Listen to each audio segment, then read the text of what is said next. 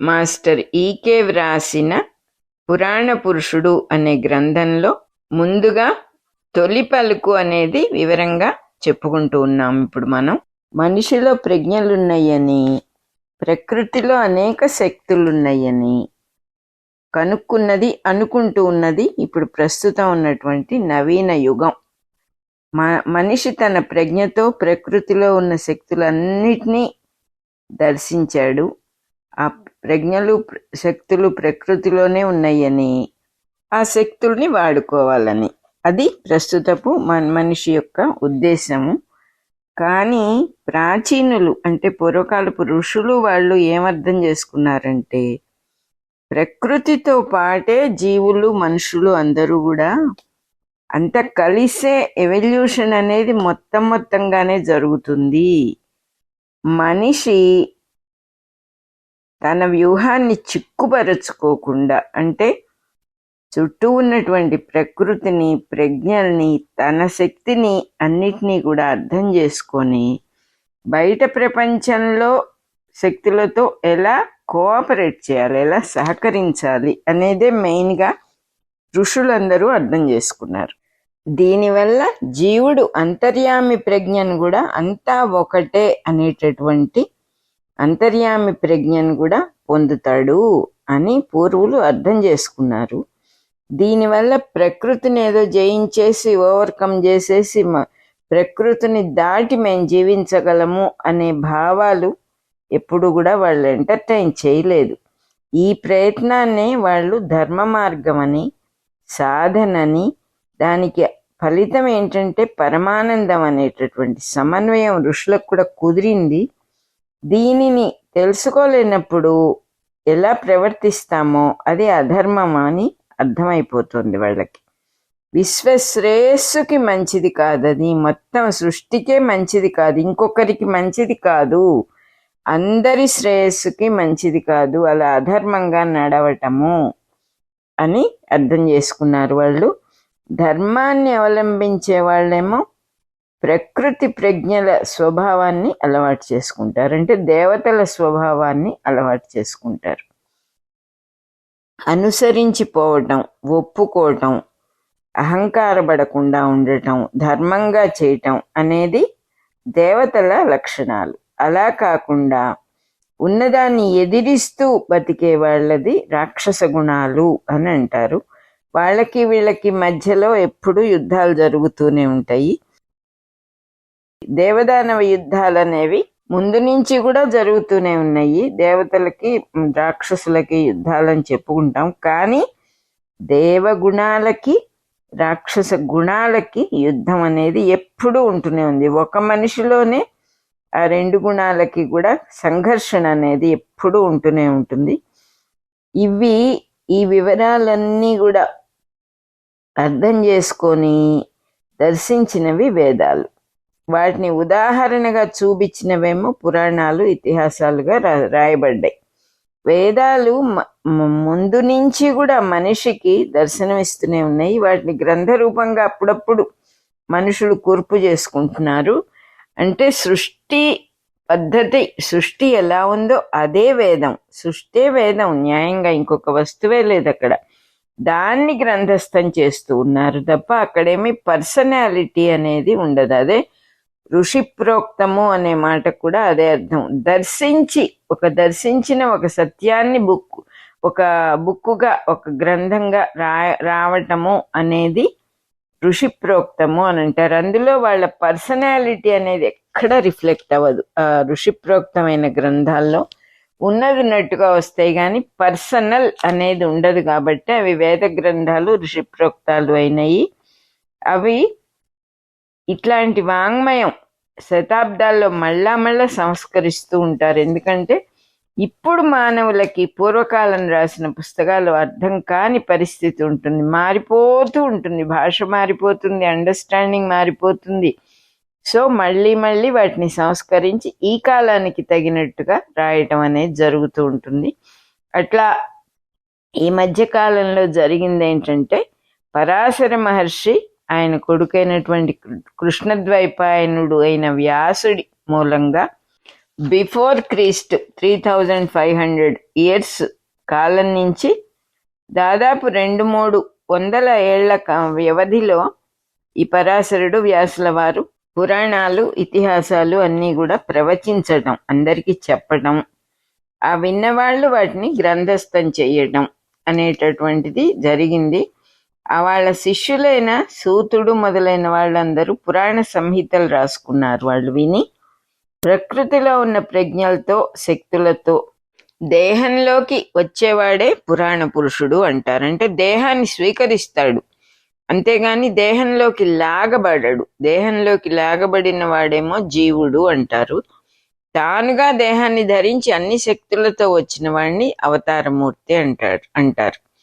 జీవుడు ధర్మ సాధన మార్గంలో పైకి వెళుతూ అవరోహణ మార్గంలో పైకి వెళ్లే మార్గంలో సాధన చేసిన కొద్దీ న్యాయంగా పైకి ఎదుగుతారు కదా, అంతర్యామి అయిపోతాడు. అవతారమూర్తి ఏమో తన అంతర్యామిత్వం నుంచి జీవుడుగా కిందకి దిగి వస్తాడు, మనకు ఉపకారం చేయటం కోసం, లోకానికి శ్రేయస్సు కలగటం కోసం అవతారమూర్తి కిందికి దిగి వస్తాడు. జీవుడు సాధనతో అవతారమూర్తిలాగా అంతర్యామి అవుతాడు పైకి వెళ్ళి. అవతారమూర్తులు అసలు ఎందుకు వస్తారు అంటే జీవులలో ధర్మాన్ని స్థాపించటానికి, ధర్మాన్ని ఉద్ధరించటానికి వస్తారు. అట్లాంటి అవతారాల్లో కృష్ణావతారం పరిపూర్ణమైన అవతారము అని పురాణాలు ఇతిహాసాలు చెప్పటమే కాకుండా ఆ అవతారమూర్తుల ప్రవర్తనని బట్టి కూడా నిరూపణ జరుగుతోంది అంటున్నారు. ఇక్కడ కృష్ణుడికి ఆ కథకు ఆధారమైనటువంటి ముఖ్యమైన గ్రంథాలు, కృష్ణుడి కథ అసలు మెయిన్గా ఎందులో ఉందంటే విష్ణు పురాణంలో ఉందిట, భారతంలో ఉంది, హరివంశంలో ఉంది, బ్రహ్మాండ పురాణంలో ఉంది, స్కంద పురాణంలో ఉంది, దేవి భాగవతంలో ఉంది. మిగిలిన పురాణాల్లో కూడా కృష్ణ కథా ప్రసక్తి ఉన్నది గాని భారతము, హరివంశము, విష్ణు పురాణము, భాగవతము ఇవి మటుకు పరమ ప్రమాణాలు కృష్ణ కథకి అని చెప్పొచ్చు అంటున్నారు. వీటిని జాగ్రత్తగా చదువుకుని సమన్వయించుకున్నప్పుడు కృష్ణ కథ మొత్తం వస్తుంది. దేని తర్వాత ఏది అనే విషయం బాగా జీవితంలో వచ్చిన అంశాలన్నీ ఒక పద్ధతిగా అర్థమవుతాయి. ఆ విషయం తెలియటం కోసమే, ఆ విషయం తెలియజెప్పటానికే కృష్ణుడి జీవితంలో దేని తర్వాత ఏది జరిగింది అనేది నిరూపణగానే నేను ఈ పుస్తకాన్ని రాశాను అంటూ ఉన్నారు మాస్టర్ గారు. ఎలాగైతే అయస్కాంతానికి అంటే మ్యాగ్నెట్కి పరిసరాల మీద ప్రభావం ఉంటుంది, దీపానికి చీకటి మీద ప్రభావం ఉంటుంది, ఏ జీవికైనా సరే వేరే జీవుల మీద ప్రభావం ఉంటుంది. అది న్యాచురల్, మనకు కూడా తెలుసు ఆ విషయం. ఒక నాయకుడైన మానవుడి ప్రభావం సంఘం మొత్తం మీద కూడా ఉంటుంది. అంటే ఇతర జీవులందరి మీద ఆ ప్రభావం పడుతుంది, ఇన్ఫ్లుయెన్స్ అవుతాం. అట్లాగే అవతారమూర్తి అయిన వాడికి ఒక జాతి సంస్కారం మొత్తం మీద ధర్మస్వరూపమైన ప్రభావం ఉంటుందిట. ధర్మాన్ని వెదజల్లగలుగుతాడన్నమాట ఆయన.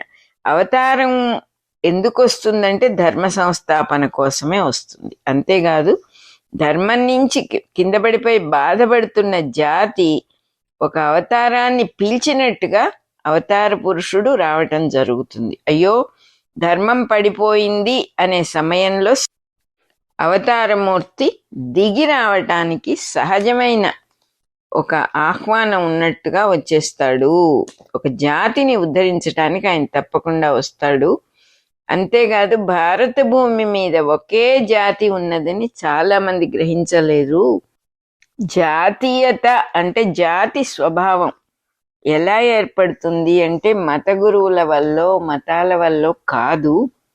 భారత జాతి జాతీయత మాత్రం తప్పకుండా పరిసరాల ప్రభావం వల్లే వచ్చింది. ఒక పక్కన హిమాలయాలు, మిగతా 3 పక్కల సముద్రం ఉండటం అనేటటువంటి పరిసర ప్రభావం వల్ల జాతి మొత్తానికి ఒకే ఒక స్వభావం అని తప్పకుండా ఒక కామన్ థింగ్ అందరిలో ఉన్నది, దాన్నే జాతీయత అంటారు. అటువంటి జాతీయత భారత జాతికి బలంగా ఉన్నది అని చెప్తూ ఉన్నారు ఇక్కడ. ఆ దృష్టితో చూసినప్పుడు అర్థమైపోతుంది ఏమనంటే భారత జాతిలో లోపలగా అంతర్లీనంగా ప్రవహిస్తూ ఉన్నది ధర్మమే గాని మతం కాదు అని అర్థమవుతుంది. అది సనాతన ధర్మం. భారత ధర్మం సనాతన, ఎప్పటి నుంచో ఉన్నది. అది మనువు, స్వయంభువ మనువుచే నిర్దేశించబడింది, చెప్పబడింది ఆ ధర్మం. కాబట్టి అది మానవ ధర్మం. మనువు చెప్పాడు కాబట్టి మానవ ధర్మం. దాన్ని అనుసరించే అవతారాలు కూడా నడుచుకున్నారు. మనువు చెప్పిన ధర్మాన్ని రాముడు కృష్ణుడు కూడా దాటలేదు. అంత చక్కగా మానవ ధర్మాన్ని గ్రహించుకున్నారు వాళ్ళు. ఆ మానవ ధర్మాన్ని గ్రహించని జాతులు కూడా చాలా ఉన్నాయి. అందులో ఉన్న వాళ్ళ నాగరికతలకి భారతీయ నాగరికతకి తేడా ఉంటుంది. ఏంటంటే ఇన్హ్యూమన్ నేచర్ అనేది ఉంటుంది. ఆ భారత ధర్మాన్ని గ్రహించని వాళ్ళకి ఇంకొకళ్ళ భూములు ఆక్రమించుకోవటం, వాళ్ళని వెళ్ళగొట్టి వీళ్ళు ఉండటం, ఆ ప్రదేశాల్లో ఎంత శక్తి బలం ఉంటే అంత గొప్ప, అదే ధర్మము అనే స్థితిలో భ్రమపడటం అనేది ఆ మానవ ధర్మాన్ని తెలియని వాళ్ళు అవలంబించే పద్ధతి. అది మనకు కనపడుతూనే ఉంది చాలా చోట్ల. మనకి తెలిసినంత మటుకు వేదాల్లో ఉన్న దేవతల రాక్షసుల యుద్ధాలు, శ్రీరామచంద్రుడి కాలంలో రాక్షసుల దుండగాలు, కృష్ణ పరమాత్మ కాలంలో కాలయవనులు మొదలైన వాళ్ళందరూ దండెత్తి రావటం, అలాగే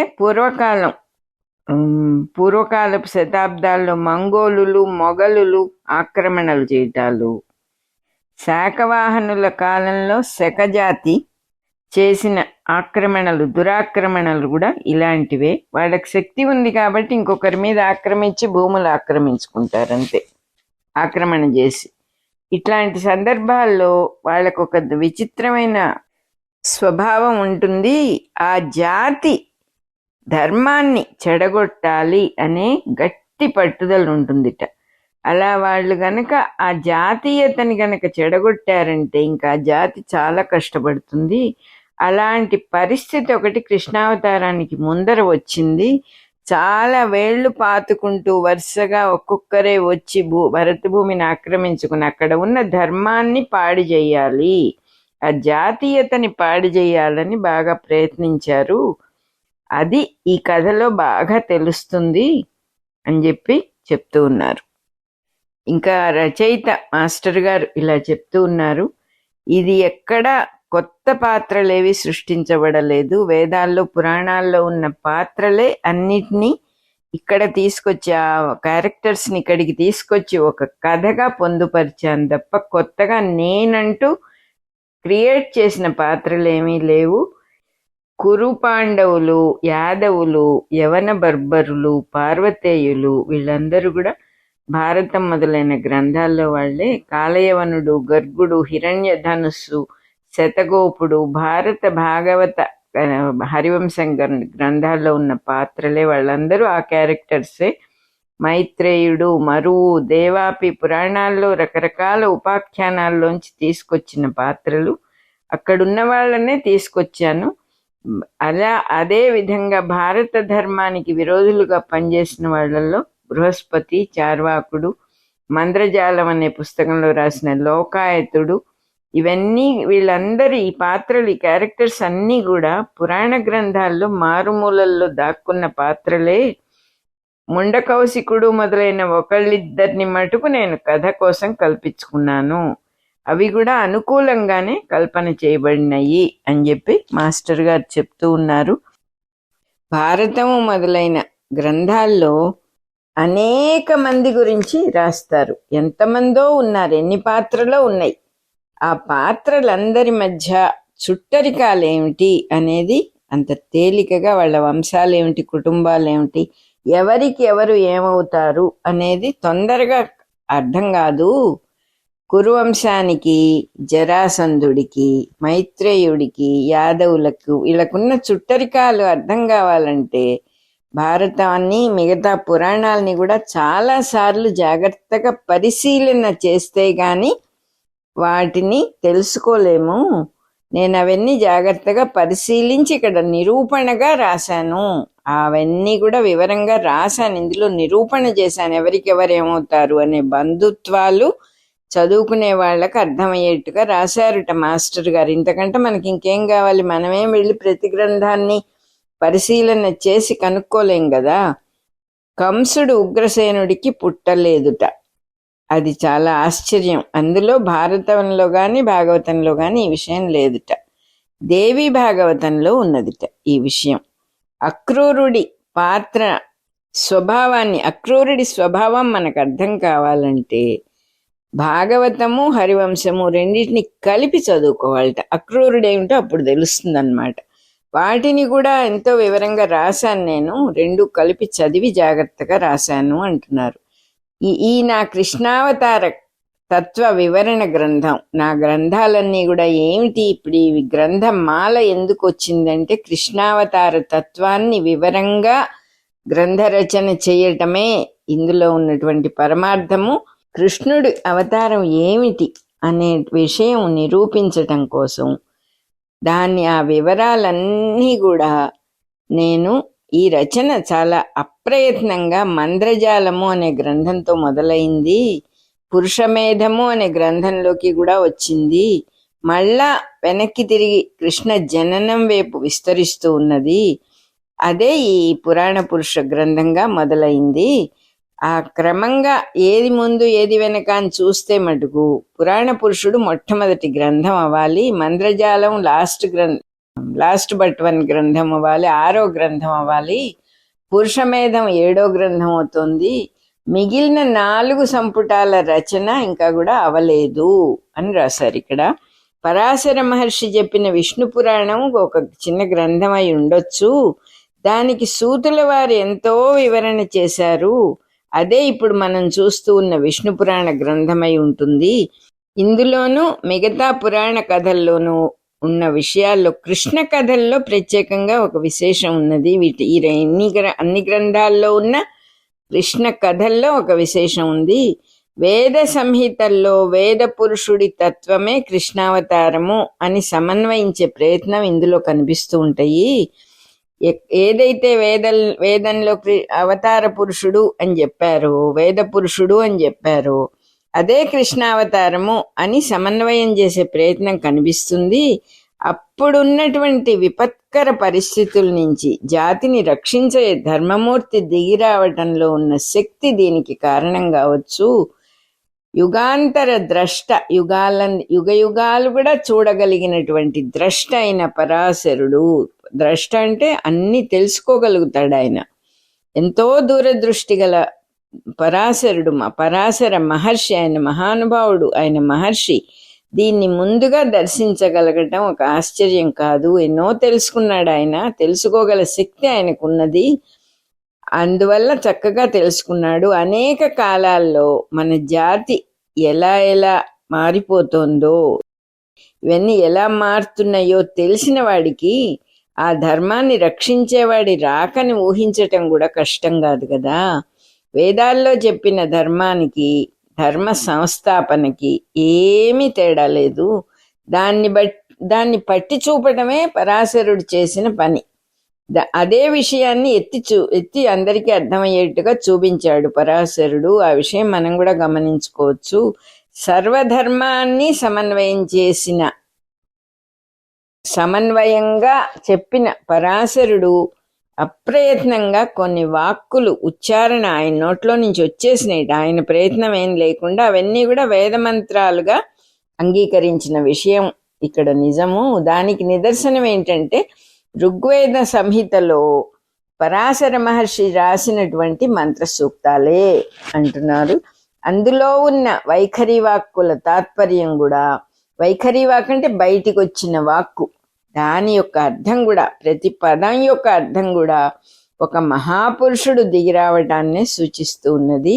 దాన్ని బట్టి నా ఈ గ్రంథంలో పరశురాముని రుక్కులతో కృష్ణ కథకు అభేదము ఉండేటట్టుగా జాగ్రత్తగా వివరణ చేశాను నేను.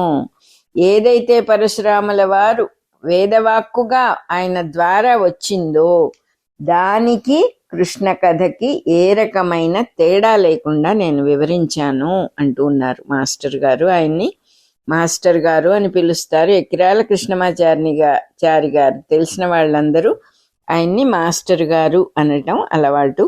ఈ గ్రంథంలో శైలపుత్రి పాత్ర కల్పన కొత్తగా ఉందని కొంతమంది అనుకోవచ్చు.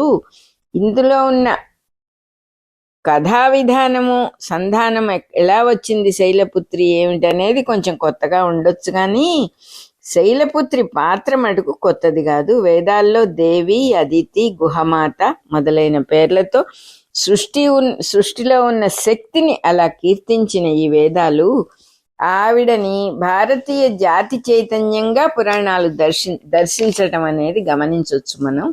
ఆ శైలపుత్రే భారత జాతి చైతన్యము అలా గమనించవచ్చు. భారతదేశ చైతన్యం అంతా కూడా ఎక్కడుంది అంటే హిమాలయాల్ని ఆశ్రయించుకుని ఉన్న ఒక శక్తిగా పరిగణిస్తారు. అదే సరైన పద్ధతి. ఈ కారణం వల్లనే ఆవిడ హిమవత్ పర్వతరాజు గారి కూతురుగా పురాణాల్లో ఎస్టాబ్లిష్ అయింది. కాళిదాస కవి రచనల్లో హిమాలయాల నుంచి దిగి వచ్చిన నరజాతి చైతన్యమే పర్వతరాజపుత్రి అని నిరూపించారుట కాళిదాస కవి. ఈ చైతన్యం అంతా కూడా దైవత్వాన్నే ఆర్జించుకోవటానికి యుగాల తరబడి చేసిన సాధన. చైతన్య శక్తి దైవత్వాన్ని సంపాదించుకోవటానికి ఎంతో తపస్సు చేయాల్సి వచ్చింది. ఆ సాధనే పార్వతీదేవి తపస్సుగా కుమార సంభవము అనే దాంట్లో వర్ణించారు. నరజాతి అంటే మానవ జాతి చైతన్యం సృష్టి కోసం కామంతో సంగమించిందిట. ఆ సృష్టి చైతన్యమే దైవత్వాన్ని సంపాదించుకోవటంలో కామానికి కూడా బియాండ్గా అతీతంగా ఉండే అంశాలన్నీ కూడా పార్వతీదేవి తపస్సుకు ముందుగా జరిగిన కామదహన కథలో మలచబడ్డాయిట, చక్కగా రాశారట. ఇట్లా జాతి చైతన్య స్వరూపిణి అయిన జగన్మాత వ్రజగోకులం వాళ్ళ ఇలవేల్పుగా కాత్యాయని అనే పేరుతో భాగవతంలో వ్యాసుల వారు స్థాపించారు. గోపకన్యలు కాత్యాయని వ్రతం చేశారు అని దశమస్కందంలో చెప్పారు. వ్రజగోపకులు వైశ్యులు అనటం భాగవత సమ్మతం. వైశ్యుల ధర్మం ఏమిటంటే కృషి చేస్తారు, గోరక్షణ చేస్తారు, అంటే గోవుల్ని చక్కగా పెంచుతారు, వ్యాపారం చేస్తారు, వాణిజ్యం చేస్తారు. వైశ్యులకు అవన్నీ వృత్తి కర్మలు అని భగవద్గీతలో కృష్ణుడు కూడా చెప్పాడు కదా అంటున్నారు. అట్లా వైశ్య కుటుంబాల ఇలవేల్పుగా పార్వతీదేవినే పూజించుకునేవాళ్ళు వాళ్ళు. దానికి కూడా ఒక ఆధారం ఉంది మనకి. ఇవాళకి కూడా అన్ని రాష్ట్రాల్లో ఉన్న ఆర్య వైశ్యుల కుటుంబాలకి కన్యాకుమారి దేవే ఇలవేల్పుట. ఆమెనే కన్యకా పరమేశ్వరి అని పిలుస్తారు వాళ్ళు. వాళ్ళ ఇంట్లో పెరిగిన కృష్ణుడికి శైలపుత్రి సంకల్పశక్తి రూపిణిగా ఏర్పడిన ఆరాధ్య దైవము అనటంలో ఏమీ ఇబ్బంది లేదు, చక్కగా చెప్పొచ్చు అంటున్నారు. అవతారమూర్తి ఇంకొకళ్ళని ఆరాధిస్తాడా అనే సందేహం అక్కర్లేదు. శ్రీరాముడు సూర్యుడిని ఆరాధించాడు, సకల ఋషులకి పాదాభివందనం పాదాలకు నమస్కారం చేశాడు. అంతేకాకుండా పాండవులు లక్క ఇంటి ఆపద నుంచి తప్పించుకొని రహస్యంగా అరణ్యాల్లోనూ ఏకచక్రపురంలోనూ రహస్యంగా 12 సంవత్సరాలు ఎక్కడెక్కడో ఉన్నారుట పాపం. ఆ తర్వాతే ద్రుపదుడి మత్స్య యంత్రాన్ని కొట్టడం జరిగింది, అప్పుడు బయటపడ్డారు వాళ్ళు. ఈ మధ్యలో ఈ 12 సంవత్సరాల్లో కృష్ణుడు ఎక్కడా కనపడ్డు, ఆ కృష్ణ కథ ఎక్కడా కనపడదుట.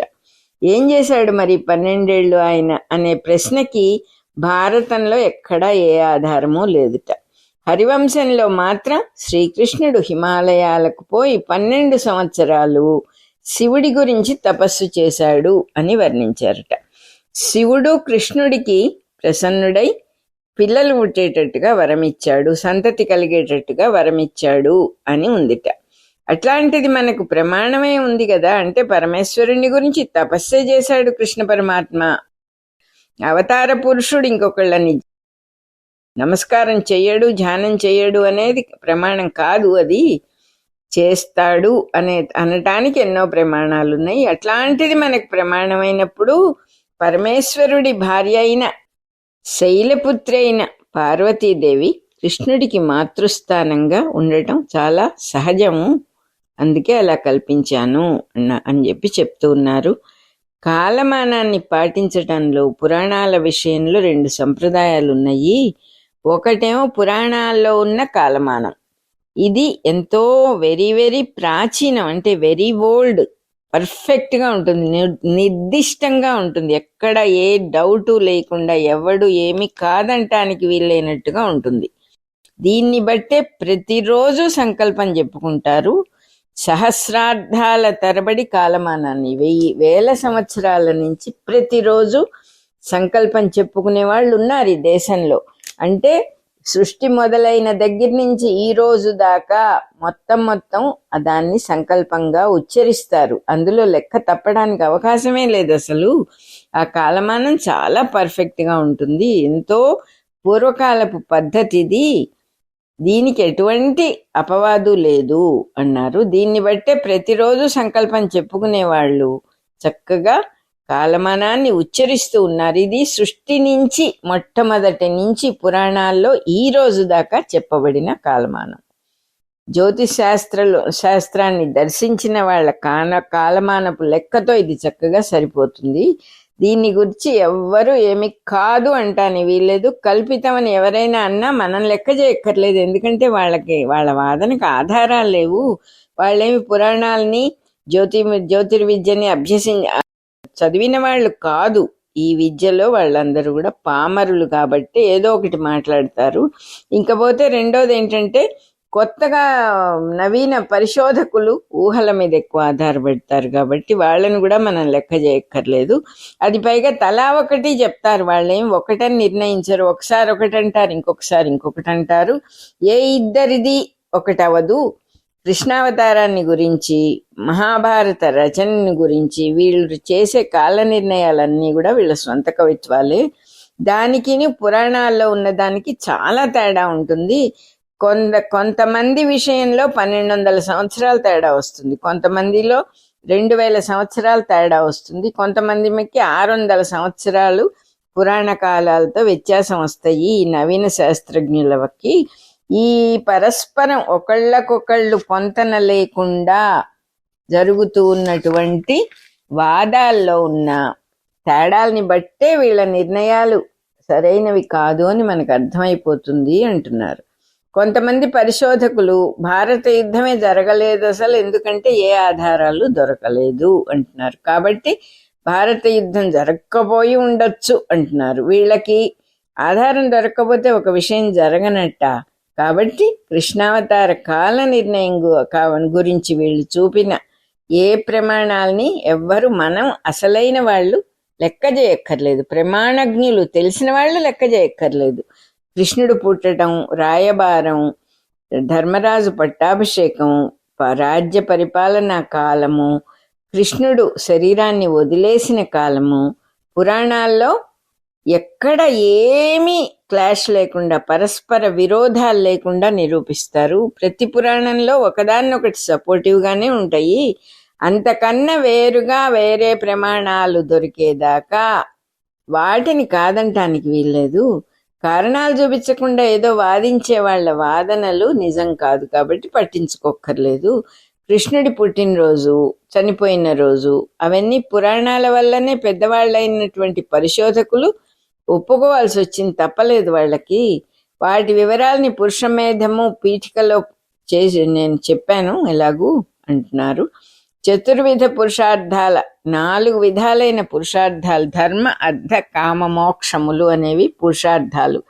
వాటి సమన్వయము, ధర్మమయ సమన్వయం అంటే సింథసైజ్ చేసుకోవాలి జీవితంలో వాటిని. అది చేసుకుంటే గాని సక్రమమైన జీవితం అవదు. ఆ జీవిత విధానము పురాణాల్లో తప్ప ఇంకా ఏ జాతి గ్రంథాల్లోనూ కూడా లేదు.